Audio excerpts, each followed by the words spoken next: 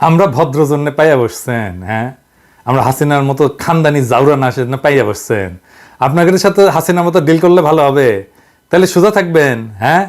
আমরা অনেকেই কয় যে আপনি এত মুখ খারাপ করে গালি দেন কেন? জসমিন দেশে জদা স্যার, মুজিব ওই যে মুজিব ওই যে ওই যে ওই যে ওই যে আরে ওই যে সোহরাবদি বডিগার্ড, ওই কইছিল জাউরাগোর সাথে ডাবল জাউরামো করতে হয়, তাছাড়া হারা লাগে।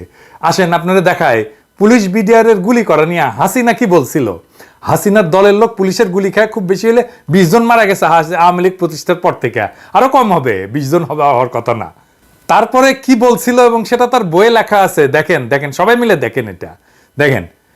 পুলিশ বিডিআর সেনাবাহিনীকে বলবো আপনারা জনগণের বিরুদ্ধে দাঁড়াবেন না, জনগণের বিরুদ্ধে বন্দুক তুলবেন না, বাংলাদেশের জনগণ তাহলে আপনাদের রেহাই দেবে না। সঙ্গে সঙ্গে বলতে চাই, পাকিস্তানি সেনাবাহিনী তাদের পরিবার পরিজনকে পাকিস্তানে রেখে এসেছিল, কিন্তু আজকের পুলিশ বিডিআর সেনাবাহিনীর আত্মীয় স্বজনেরা বাংলার গ্রামে গঞ্জে বাস করে।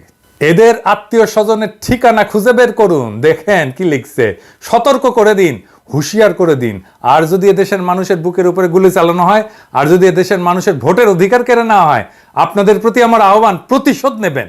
দেখেন অনেক রক্ত দিছি, আর রক্ত দিতে চাই না, লাশের বদলে লাশ চাই। বাংলার মানুষ বারবার মার খাবে, বারবার বুকে রক্ত দেবে, তা হতে পারে না। আবেদন থাকলো, যার যা আছে তাই নিয়ে প্রস্তুত হন, স্বৈরাচারের দালালদের উপযুক্ত শাস্তি দিয়ে দেবেন। এই ভাষায় কথা বললে ভালো হইতো, হ্যাঁ? আমরা যদি বলতাম, আমরা এটা বলবো না যে আত্মীয় স্বজনের উপরে চড়াও হইতে, আমরা বলবো যারা গুলি করছে তাদের উপরে চড়াও হইতে, তাদের যেন না ছাড়া হয়। রাস্তায় যদি আমাদের সহযোদ্ধাদের উপরে যে সমস্ত পুলিশ, যে সমস্ত র্যাব, যে সমস্ত বিজিবি, এমনকি যে সমস্ত আর্মি গুলি চালাবে, তাদেরকে ধইরা রাস্তাতে আমরা সাইজ করে দেব।